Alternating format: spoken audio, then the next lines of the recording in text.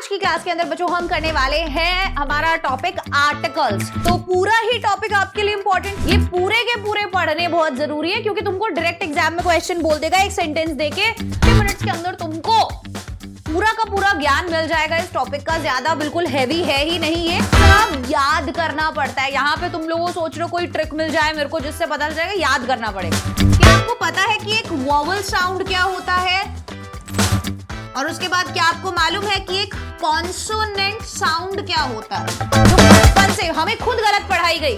Good evening everyone, स्वागत है आप सभी का इंग्लिश क्लास में। मेरा नाम है भूमिका चौहान और आज की क्लास के अंदर बच्चों हम करने वाले हैं हमारा टॉपिक आर्टिकल्स।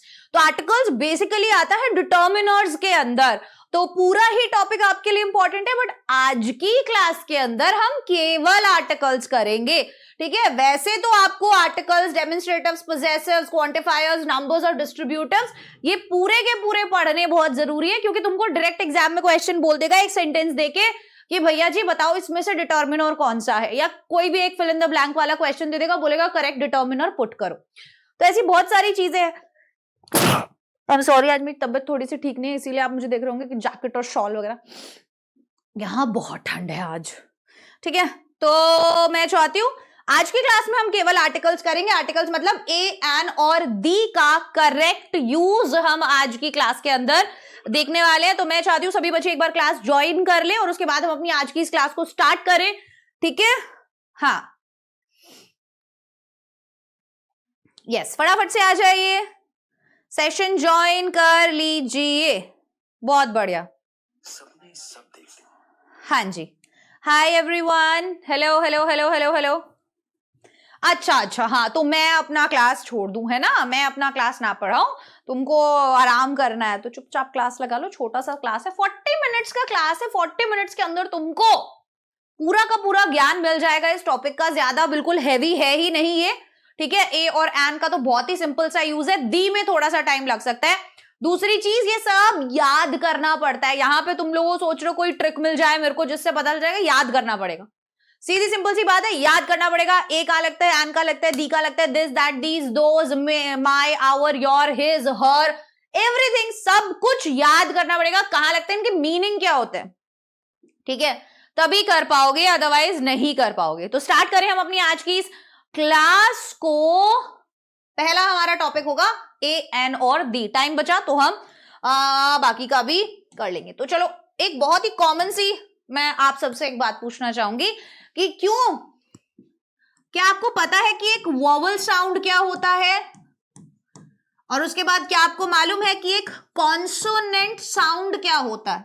एक बहुत बेसिक और एक मेजर भी बोल सकती हूं मैं कि चीज है जो बचपन से हमें खुद गलत पढ़ाई गई, ठीक है, हमें खुद गलत पढ़ाई गई, सीधी पढ़ाई गई गलत, बाद में आके पता चला एमए में कि ये चीज ऐसी उल्टी पुल्टी है, ठीक है। तो क्या गलत पढ़ाई गई कि ए और एन का जो यूज होता है ना, उसमें जो ये कॉन्सोनेंट साउंड और वोवल साउंड वाला फंडा होता है, ये साउंड होता है। और हम सोचते थे कि जो कॉन्सोनेंट से शुरू होता है या जो वोवल से शुरू होता है उसके अकॉर्डिंग हमको ए और एन लगाना है ना। हाँ यस, उसका क्लास होगा, उसका मैंने अलग से एक क्लास लगवाना है जिस पूरे क्लास के अंदर मैं आपका टेंस करवाऊंगी, ठीक है, क्योंकि केवल 40 मिनट्स का क्लास है, उसके अंदर हमारा पूरा जो वो है हो नहीं पाया था। बट चिंता मत करना, मैं एक सेशन रखूंगी कोई भी संडे वगैरह को जिसके अंदर मैं वो आपको पूरा कंप्लीट करवा दूंगी, ठीक है, चिंता मत करना।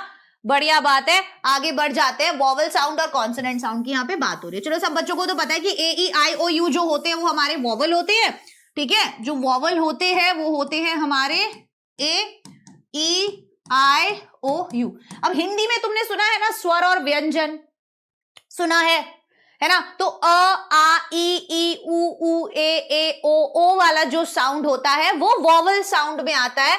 और जो हमारा क, ख, ग, घ, न, च, छ, ज, झ, न, त, थ, द, द, न, प, फ, ब, भ, म, य, र, ल, व, स, श, ये जो पूरा हमारा होता है वर्णमाला, ये हमारा कॉन्सोनेंट के अंदर आता है, ठीक है। ये वाले सारे साउंड है ना, समझ में आया। So A, B, C, D, E, F, G, H, A to G तक उसमें से ये वाला हटा दो और बाकी बचा हुआ कॉन्सोनेंट के अंदर आता है। अब उनका साउंड हमको देखना है। अब देखो, जैसे मैंने बोला, मैंने यहां पर लिखा बॉय और मैंने यहां पर लिखा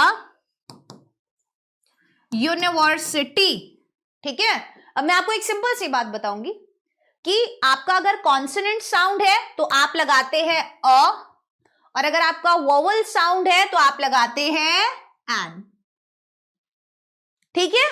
इतनी सी बात याद रहेगी सबको, इतनी सी बात सबको याद रहेगी, याद रहेगी। अब अगर मैंने ये दो तुमको दिए तो इसमें कौन सा साउंड आ रहा है, कौन सा साउंड आ रहा है इसमें? ब का साउंड आ रहा है, ब का साउंड आ रहा है। ब का साउंड क्या हो गया? कॉन्सोनेंट साउंड हो गया। तो क्या लगाएंगे? अ बॉय, है ना। बट वहीं पर अगर ये है तो क्या लगाओगे, मुझे बताओ। हाँ जल्दी बताओ, अगर यहां पर ये लिखा हुआ है तो आप लोग क्या लगाओगे, जल्दी से मुझे बताओ। अ यूनिवर्सिटी लगाओगे या एन यूनिवर्सिटी लगाओगे? बताओ जल्दी से। यहां पे तो यू है ना, और ये तो AEIOU वाला यू है, तो क्या लगना चाहिए? अ यूनिवर्सिटी या एन यूनिवर्सिटी, क्या आना चाहिए, जल्दी बोलो। एन यूनिवर्सिटी आना चाहिए। क्यों आना चाहिए, रीजन के साथ बताओ ऋतुजा। वीरेंद्र, आर्यन, अभी मैंने बोला था, अभी सदापाल, ऋतुजा, वीरेंद्र, आर्यन, सबका गलत है, सबका गलत है। मैंने अभी क्या बोला था? साउंड। ये यहां पे अ आ ई उ ऊ ए ओ वो वाला साउंड होता है, वॉवल का साउंड। ये यू से शुरू हो सकता है बट प्रोनाउंसिएशन है अम्ब्रेला, अम्ब्रेला, वही वॉवल है बट वॉवल साउंड नहीं है। ये जो दिख रहा है AEIOU, इससे कंफ्यूज नहीं होना है, हमेशा वॉवल साउंड पर जाना है। और वॉवल साउंड इसीलिए मैं बच्चों को हिंदी में बताती हूं कि ए आ ई उ ऊ ए वाली साउंड जो होती है वो वॉवल साउंड होती है, ठीक है। यहां पर ये जो साउंड है ये है य की। अगर तुम इसको पढ़ते हो तो तुम इसे क्या पढ़ते हो? यूनिवर्सिटी, य, यूनिवर्सिटी, य का साउंड आप पढ़ते हो इसको। सो अ यूनिवर्सिटी, ठीक है। बट अगर यहां पर ब्लैंक स्पेस अम्ब्रेला लिखा होता तो देखो, अब शुरुआत तो इसकी भी यू से ही हो रही है, बट आप इसका प्रोनाउंसिएशन करोगे तो क्या करोगे? अम्ब्रेला, अम्ब्रेला, अ का साउंड आता है, दैट्स वाई एन अम्ब्रेला, ठीक है। जैसे ब्लैंक स्पेस हमने लिखा ऑनेस्ट, अब क्या आना चाहिए यहां पे? ये तो एच से शुरू हो रहा है, क्या आप इसको हॉनेस्ट पढ़ते हो? हॉनेस्ट पढ़ते हो इसको? क्या क्या पढ़ते हो इसको? ऑनेस्ट पढ़ते हो। ओ से शुरू होता है, तो ओ से शुरू हो रहा है ऑनेस्ट। ओ का साउंड क्या हो गया? ए आ ई उ ए ओ ए आ ई, ये याद कर लो ये चीज, ये कंफ्यूजन इसीलिए क्लियर होगा आपका, इसी से क्लियर होगा आपका कि बेशक शुरुआत किसी से भी है, आवाज क्या आ रही है उस पे मतलब है। एन ऑनेस्ट मैन, है ना। अदरवाइज ये तो एच से शुरू हो रहा है, बच्चों को बोलना चाहिए यहां पे तो ए आएगा, कॉन्सोनेंट से आना चाहिए। अब बताओ कंफ्यूजन दूर हुआ या नहीं? अब बताओ कंफ्यूजन दूर हुआ या नहीं, जल्दी से बताओ कि अब आज के बाद कोई दिक्कत आएगी? आज के बाद कोई दिक्कत आएगी? वॉवल और कॉन्सोनेंट साउंड समझ में आ गया? वॉवल साउंड क्या होता है, कॉन्सोनेंट साउंड क्या होता है। तो ए और एन का जो प्लेसमेंट होगा वो उनके साउंड पर डिपेंड करेगा, ना कि उनके लेटर पर, कि वॉवल के अंदर ये लेटर्स आते हैं, इनसे जो भी शुरू होंगे उन्हीं को हम एन लगाएंगे, कॉन्सोनेंट में जो आते हैं उन्हीं से जो शुरू होंगे हम उनको ही ए लगाएंगे, नहीं, है ना। अब जैसे यूरोप आ जाए, EUROPE, बताओ यूरोप के आगे क्या लगाओगे? यूरोप के आगे क्या लगाओगे? बोलो, अ आएगा या एन आएगा? य का साउंड है, अ आएगा। एग्जाम्पल दे रही हूं, है ना? एन क्यों आएगा? तुम इसको प्रोनाउंस करते हो, तुम इसको प्रोनाउंस करते हो, क्या प्रोनाउंस करते हो? यूरोप, यूरोप, य से शुरुआत होता है इसका प्रोनाउंसिएशन। शुरुआत बेशक ई से है, जब बोलते हो तो उच्चारण क्या होता है, दैट उच्चारण मैटर्स। अगर उच्चारण हो रहा है ए आ ई ऊ ए ओ तो एन आता है, और अगर उच्चारण है कै खे गे, हिंदी में इसीलिए बता रही हूं, और इंग्लिश में ये वोवल और कॉन्सोनेंट हो जाते हैं, स्वर और व्यंजन वाला जो आपका सीन है। तो छोटू बच्चे हो क्या कंफ्यूजन है? सलीहा बताओ मुझे। यस, जैसे मुझे बोलना है तो मैं बोलूंगी अ यूरोप बेस्ड कंपनी, है ना, ऐसा मैं बोलूंगी, एन यूरोप बेस्ड कंपनी नहीं बोलूंगी। ओके, बहुत ही बढ़िया। चलो ये वाला कंफ्यूजन बच्चों का दूर हुआ। तो ये हमारा a European, a pen, a dog, a useful thing, a useless pen, ये समझ में आ गया। प्रोनाउंसिएशन वेरी इंपॉर्टेंट, ठीक है। अब एन का यूज कहां होता है? ठीक है, जो वोवल साउंड से यूज शुरू होते हैं, है ना, फर्क नहीं पड़ता, ये साफ इसीलिए लिखा है no matter whether their first letter is a vowel or a consonant, फर्क नहीं पड़ता कि उनका पहला लेटर वोवल है या कॉन्सोनेंट है, उनका उच्चारण क्या है, क्या वो कॉन्सोनेंट साउंड है, क्या वो वोवल साउंड है, वो मैटर करता है, दैट्स इट, उसके अलावा कुछ मैटर नहीं करता। So an apple, an hour, an M A. अब देखो ये एन एम ए लिखा है, शुरुआत तो एम से हो रही है, बट एम को भी हम जब उच्चारण करते हैं तो हम बोलते हैं एम, एम तो नहीं बोलते, एम बोलते हैं, है ना, हाँ या ना? तो एम बोलते हैं, इसीलिए ए का साउंड पहले आ रहा है, इसीलिए यहां पे एन एम में आएगा, है ना? समझ में आया क्या? बोलो, समझ में आया क्या?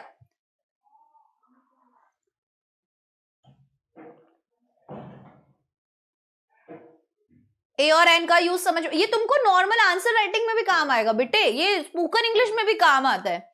तो ये सिर्फ एग्जाम पॉइंट ऑफ व्यू से ही मत सीखो, ये सीखो कि तुमको जनरल बेसिक नॉलेज है, ये है ना, ए और एन का यूज करना, ठीक है? क्लियर? अभी मेरे को कोई भी एक भी डाउट है तो अभी की अभी बोलो कि मैम मेरा ये वाला डाउट रह गया है, मतलब ये चीज मुझे अभी भी इसमें समझ में नहीं आई है, तो फिर मैं आगे बढ़ जाती हूँ।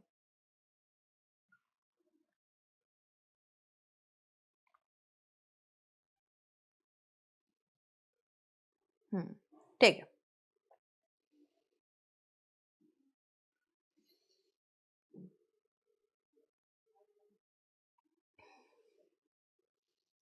ठीक है, चलो बढ़िया है। मुझे दिख रहा है कि एज सच तो किसी का कोई भी अभी तक डाउट वाला जैसा कुछ लग नहीं रहा है, ठीक है? हाँ, बहुत अच्छे, चलिए आगे बढ़ जाए फिर।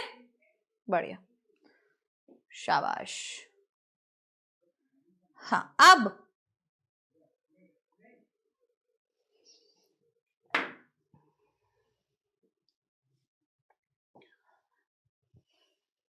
ये बहुत इंपॉर्टेंट है।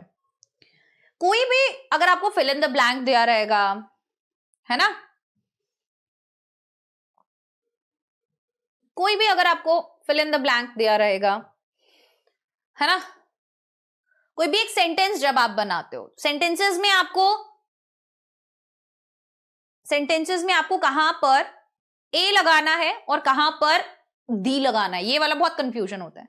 तो जब भी आप कोई सेंटेंस बना रहे हो, ठीक है, और उसके अंदर कोई भी चीज जब आप फर्स्ट टाइम इंट्रोड्यूस कर रहे हो और आप किसी एक बहुत ही स्पेसिफिक चीज की बात नहीं कर रहे हो, जैसे यहां पर लिखा है आई हैव अ बुक, अब कोई एक स्पेसिफिक बुक का बात नहीं कर रहा है, वो सिर्फ एक जनरल स्टेटमेंट दे रहा है कि भाई मेरे पास एक किताब है।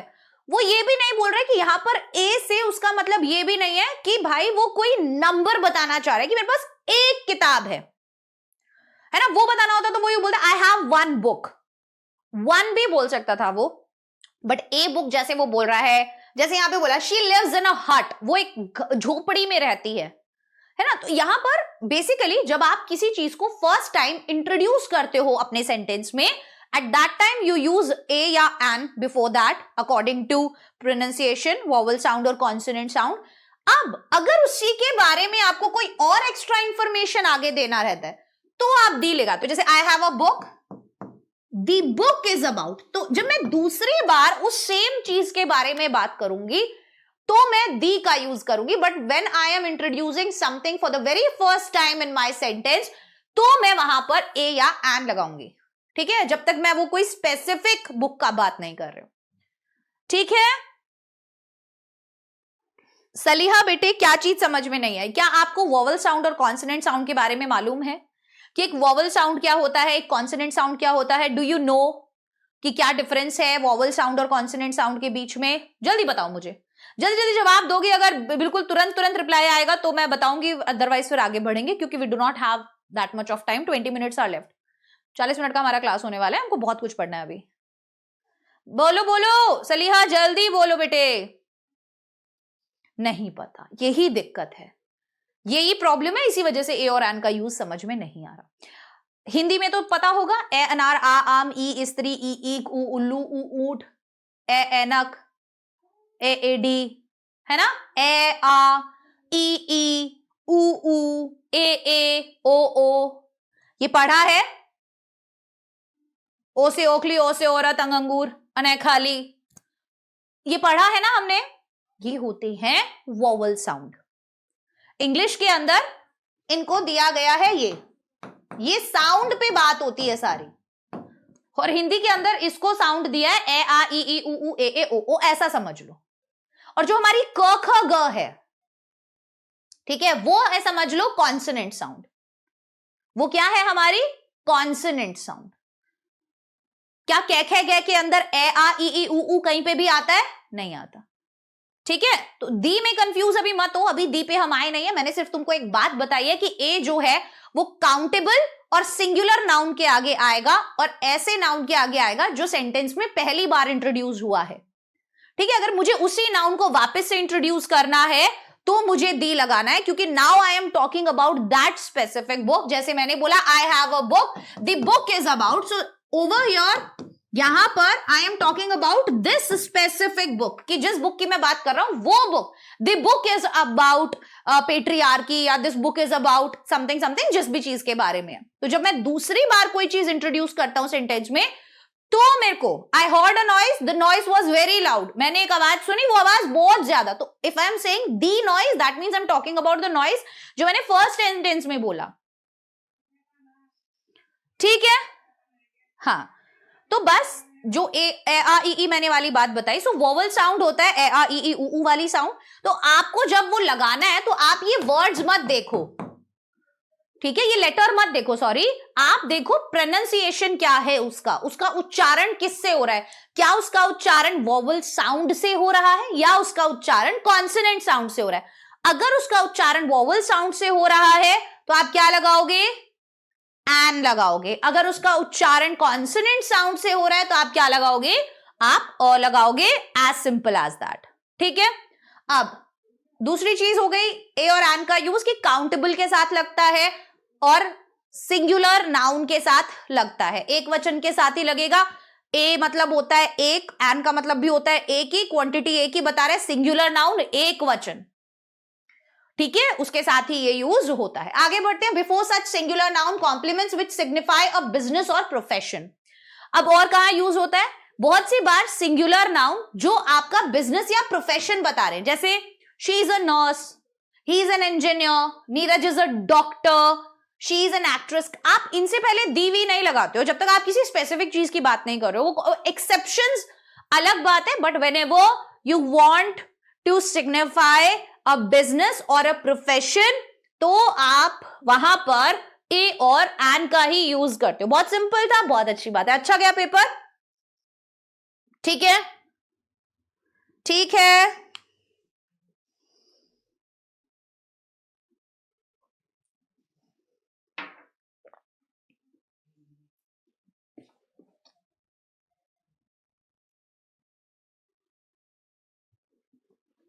क्लियर हो गया?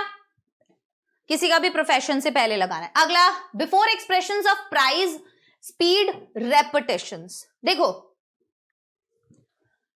₹2 अ किलो, जब मुझे प्राइस बताना है ना, ₹2 1 किलो के ₹2, 6 टाइम्स अ डे, दिन में 6 बार, मैं रेपिटेशन बता रही हूं, दिन में 6 बार, मैंने यहां पे क्या बताया, 6 times a day, so I am talking about repetition, दिन में कितनी बार, 6 बार, ₹60 अ डजन, ठीक है। या फिर मुझे बताना है पर, जैसे 20 kilometres an hour, per hour, तो एक पर वाले केस में भी ये यूज होता है, ठीक है। हाँ जी, बहुत बढ़िया रिया, रिवा अरोड़ा, बहुत ही अच्छी, वेरी नाइस बेटा, बढ़िया बढ़िया बढ़िया। अब आता है ये जो एब्रीवेटेड फॉर्म्स होती हैं, जैसे MA, MSc, MCom, SP, LLB, abbreviated form क्या होती है, जो शॉर्ट फॉर्म होती है, जैसे बैचलर्स ऑफ आर्ट को बोलते हैं BA, मास्टर्स ऑफ आर्ट्स को बोलते हैं MA, MSc master of science को बोलते हैं, MCom मास्टर ऑफ कॉमर्स को बोलते हैं। तो ये जो एब्रीवेटेड फॉर्म होती हैं, इनके आगे भी हम ए और एन का यूज करते हैं। वॉवल साउंड होगा तो एन लग जाएगा, है ना, और कॉन्सोनेंट साउंड होगा तो ए लग जाएगा, जैसे ABSc पर an SP, S, right, an MCom, BCom, NLDC, NSDM, NMA, clear, आ गया समझ में।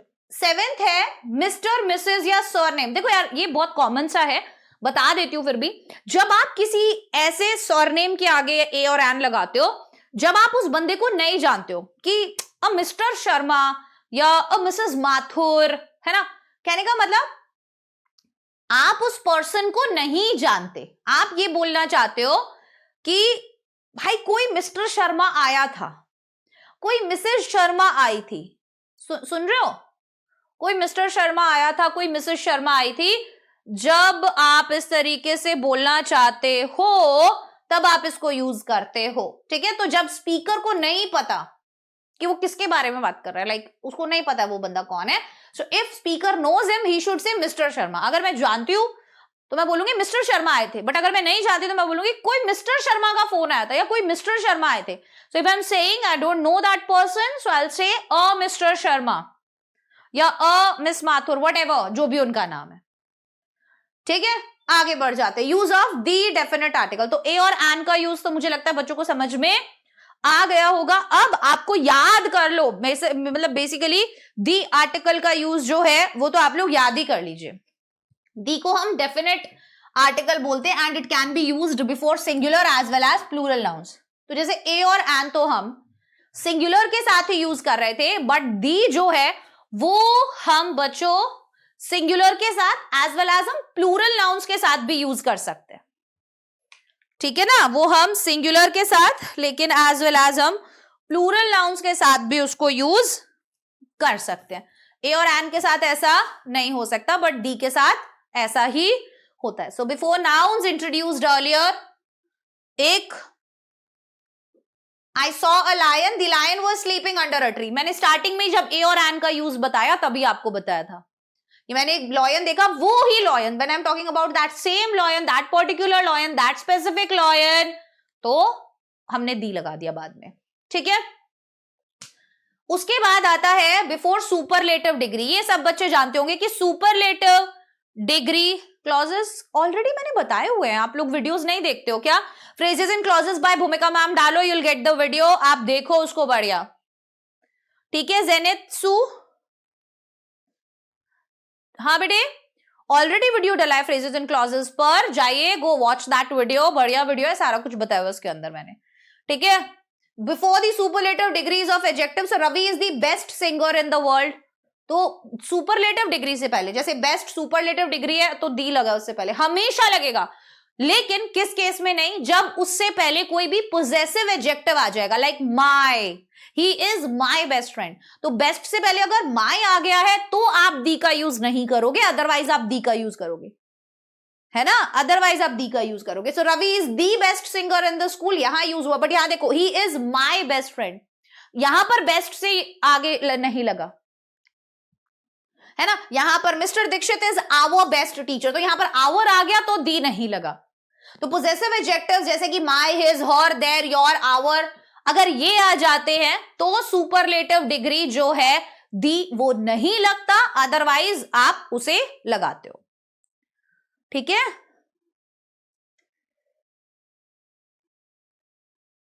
हाँ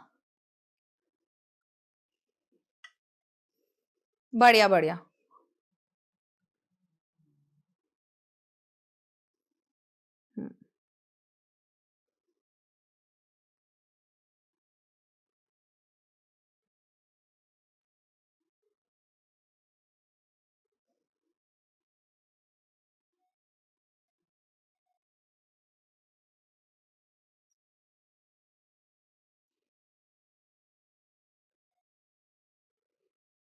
ठीक है, बहुत बढ़िया। अगला यूज है before nouns defined by a phrase और अ क्लॉज।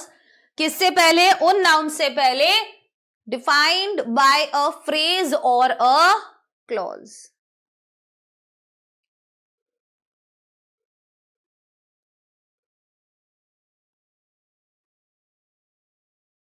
बताओ। Before nouns defined by a phrase और अ क्लॉज मतलब देखो, the girl in the blue skirt, कौन सी लड़की? जो ब्लू स्कर्ट में है। तो उन नाउन्स से पहले लगता है जिनको कोई एक फ्रेज या क्लॉज डिफाइन करता है। कौन सी लड़की इसको क्या डिफाइन कर रहा है? In the blue skirt. जैसे the man with a little nose, तो ये इस मैन को ये क्वालिफाई कर रहा है, ये फ्रेज इसको ये क्वालिफाई कर रहा है ये phrase. The cars made in our factory, तो गाड़ियां कौन सी? जो हमारी फैक्ट्री में बनाई जा रही है, right. The book on the table, जो ये ऑन द टेबल फ्रेज इस बुक को क्या कर रहा है? क्वालिफाई कर रहा है, डिफाइन कर रहा है। तो जब भी कोई भी नाउन को कोई आगे उसके फ्रेज है या क्लॉज है जो डिफाइन कर रहा है, उससे पहले हम लगाते हैं everywhere the girl, the man, the car, the book. ठीक है, याद रहेगा। क्लास को लाइक कर दीजिए जितने भी बच्चे अभी मौजूद है यहां पर। आई वांट एवरीवन फटाफट से क्लास को लाइक जरूर कीजिए, ठीक है।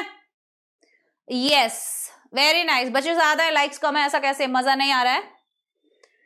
बढ़िया। अगला है singular nouns which signify the whole class or race, मतलब उन सिंगुलर नाउन से पहले जो सेंटेंस के अंदर उस पूरी रेस के बारे में, उस पूरी स्पीशीज के बारे में एक तरीके से बात कर रहे हैं, उस पूरी नस्ल के बारे में बात कर रहे हैं। जैसे the dog is a faithful animal, तो यहां पर किसी एक पर्टिकुलर डॉग की बात नहीं हो रही, यहां पर बात हो रही है डॉग प्रजाति की, कि वो एक फेथफुल एनिमल होता है ना। फ्रेजेस क्या होते हैं मैम? फ्रेजेस होते हैं जिसके अंदर एक सब्जेक्ट और वर्ब नहीं होता है और वो क्वालिफाई करने मतलब एक्स्ट्रा इंफॉर्मेशन ऐड करने का काम करता है, ठीक है। और एक क्लॉज होता है जिसके अंदर एक सब्जेक्ट और वर्ब होता है।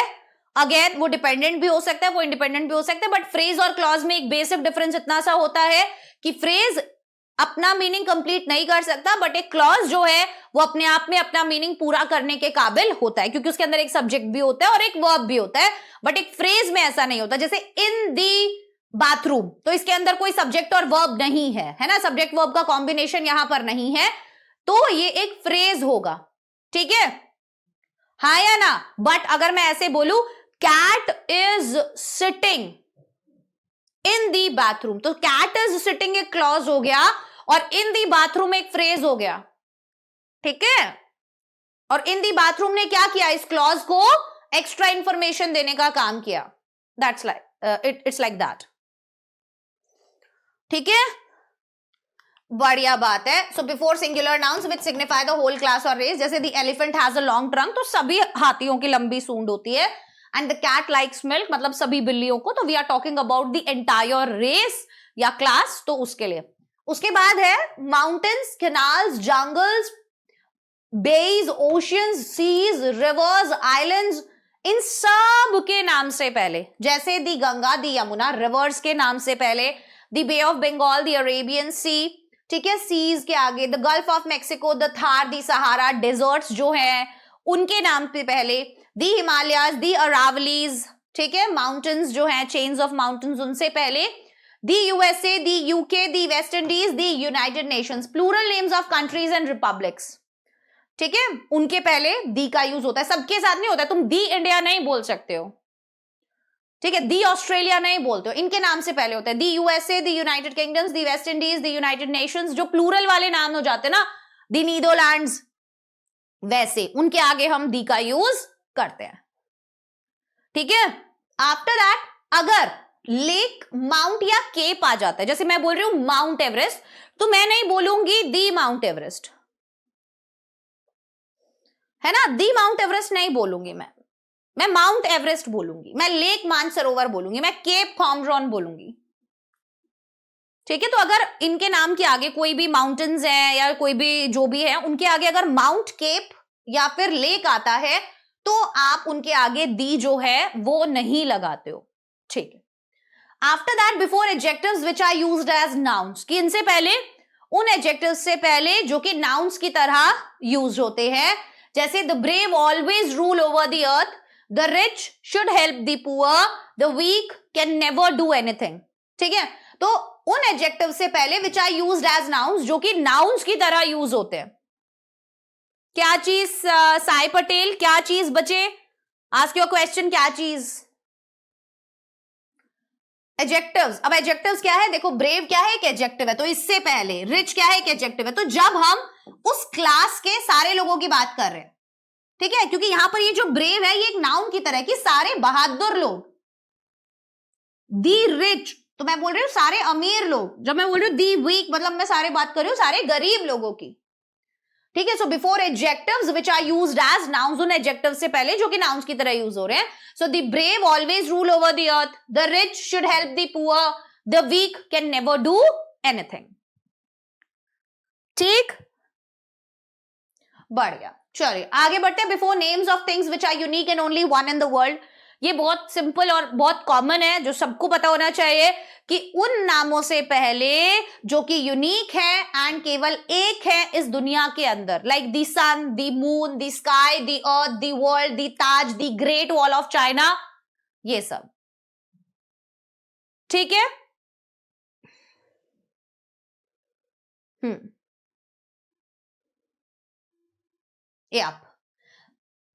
चलिए ये सब दुनिया में एक है। Before names which are in combination of adjectives plus noun, देखो ये नाउन है, ये एडजेक्टिव है, तो उसके कॉम्बिनेशन में दी नेशनल हाईवे हम बोलते हैं।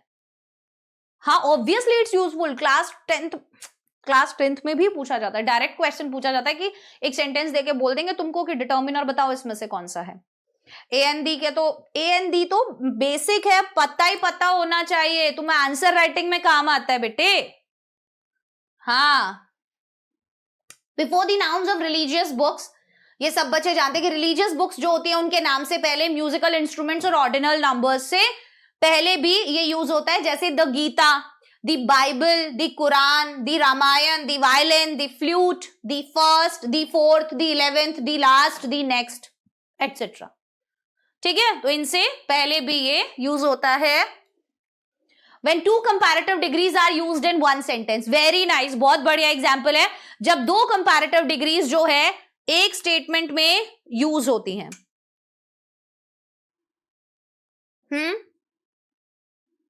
When two comparative degrees are used in one statement, जब दो कंपैरेटिव डिग्रीज, ठीक है, so when two comparative degrees are used in one statement, जब दो कंपैरेटिव डिग्रीज जो है वो एक स्टेटमेंट में यूज हो, तब हम बोल सकते हैं दी का use. The more you have the more you want, तो दोनों में देखो comparative degree, the sooner the better, sooner और बेटर क्या है, कंपैरेटिव डिग्रीज है यहां पर, बिल्कुल ठीक है। बढ़िया बढ़िया बढ़िया यार, समझ में आ रहा है ना, बढ़िया सेशन में मजा आया।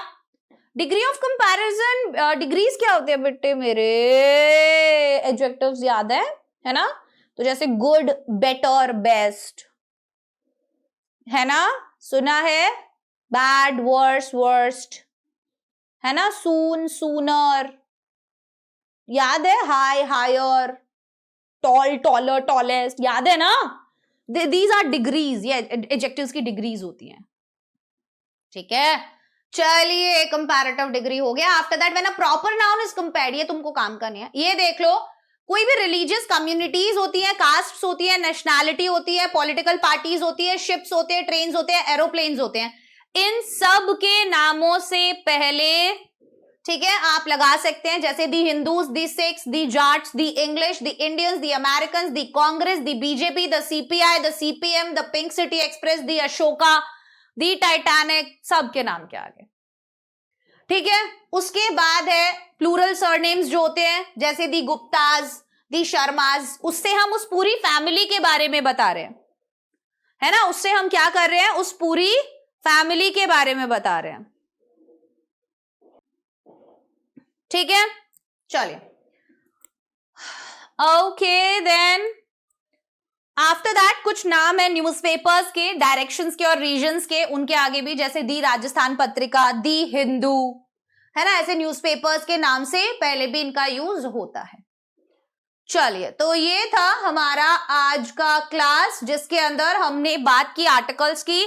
I wish and I hope आपको आज की क्लास में मजा आया होगा। अगर आपको ये पीडीएफ चाहिए है तो वीडियो के डिस्क्रिप्शन में हमारे पास पीडीएफ है, ठीक है, तो वो आप यूज कर सकते हो। और अब हमारी अगली जो क्लास होगी वो होगी नेक्स्ट वीक। तब तक के लिए ठीक है, चलिए, bye bye everyone, take care, all the best.